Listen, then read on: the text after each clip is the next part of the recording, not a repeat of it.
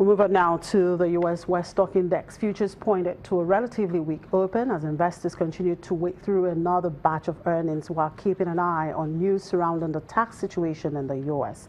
Earnings are set to again roll in this week, with the first trading day of the week expecting financial reports from the likes of JD.com, 58.com and Tyson Foods to report before the bell. Switch is set to release earnings after the bell.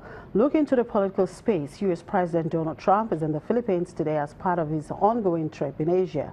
Elsewhere, the future of a tax reform deal in the U.S. continues to add uncertainty to markets. Market sentiment has been on edge as of late after news emerged that a corporate tax cut from 35% to 20% could be delayed until 2019. Those futures, they're not looking so good. Dow Jones Industrial Average down 0.17%, S&P 500 0.09%, Nasdaq just a little 0.01% up. In Asia, markets has wavered today after U.S. stocks closed mostly lower on Friday, with Japan's Nikkei 225 index ending lower for the fourth straight session. The Nikkei 225 fell 1.32%, its lowest close since October 31. Across the Korean Strait, the Kospi edged down 0.5%. The Australian ASX 200 slipped 0.13% to close at 6,021.77 points. Greater China markets proved to be a bright spot in the region. The Hang Seng Index rose 0.32%. On the mainland, the Shanghai Composite rose 0.47% to finish the session at 3,448.68, while the Shenzhen Composite edged up 0.30%. To other market news here in Africa, Vodacom Group Limited shares fell the most in more than a month after Africa's biggest wireless operator by market value reduced its first half dividend amid weaker economic conditions in some of its key markets. The stock slumped as much as 4.6%, the most since October 4, and traded 3.2% lower at 147.50 rand as of 10:29 a.m. in Johannesburg. Shareholders will receive an interim dividend of 3.90 rand a share, compared with 3.95 rand a share a year ago. Earnings per share, excluding one-time items, rose 1.1% to 4.45 rand. The dividend reduction was partly due to the impact of issuing shares for the purchase of a 35% stake in Safaricom Limited, Kenya's biggest company. Vodacom reiterated growth targets for the next 3 years. Service revenue growth is expected to be in the mid-single-digit percentage, while earnings before interest and taxes will probably rise in the mid to high single-digit percentage. South Africa's Tongaat Hulett has reported a 5% rise in half-year profit, boosted by recovered production after a 2-year drought and income from land sales.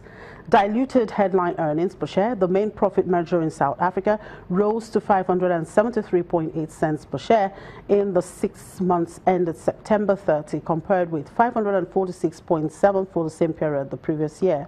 Sugar output volumes have started to recover after the lengthy drought, but gains were offset by lower world sugar prices and higher imports into South Africa.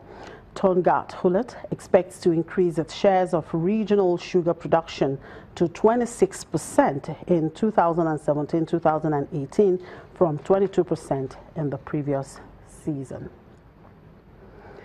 And Botswana coal producer Myenergy plans to list in London next year to give it access to a pool of capital that it could tap at a later date to fund its expansion. CEO Andre Boje says that the company, which is already listed in Botswana, could look to raise around £700,000, mainly to cover the cost of the listing. Myenergy owns the Masama coal project, which is projected to produce 2.4 million tons of thermal coal for export to South Africa and mainly Asian markets. Boje says the first phase of development was fully funded, but the company could come to the market for its expansion. The listing is planned for the third quarter of 2018 after Myenergy gets its mining license from the Botswana government. Kenya's government and domestic lenders have agreed to convert $405.3 million of Kenya Airways PLC debt into equity, giving the state a controlling stake and diluting other shareholders, including Air France-KLM. The government, which has given Kenya Airways shilling and US dollar loans totaling $238.1 million, will increase its stake to 48.9% from 29.8%. Lenders owed $217.2 million will convert part of that debt into a 38.1% holding. Kenya Airways, in which Air France-KLM has a 26.7% stake, announced a $690 million reorganization last year aimed at returning the company to profit.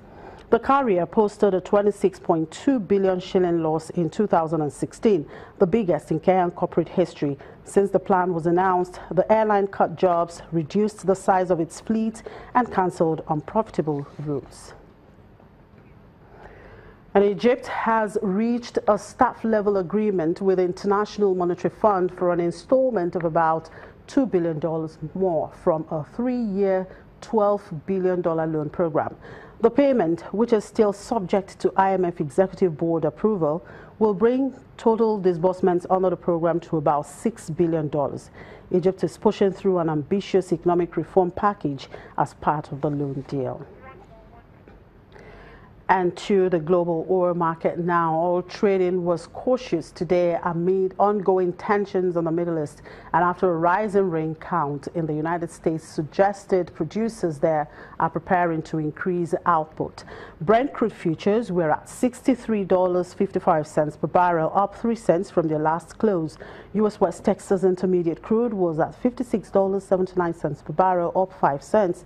Traders say crude prices were generally well supported as ongoing output cuts led by the Organization of the Petroleum Exporting Countries and Russia have contributed to a significant reduction in excess supplies that have been dogging markets since 2014. We'll take a quick break now, and when we return, Peugeot launches joint venture to build cars in Algeria. Details in a moment.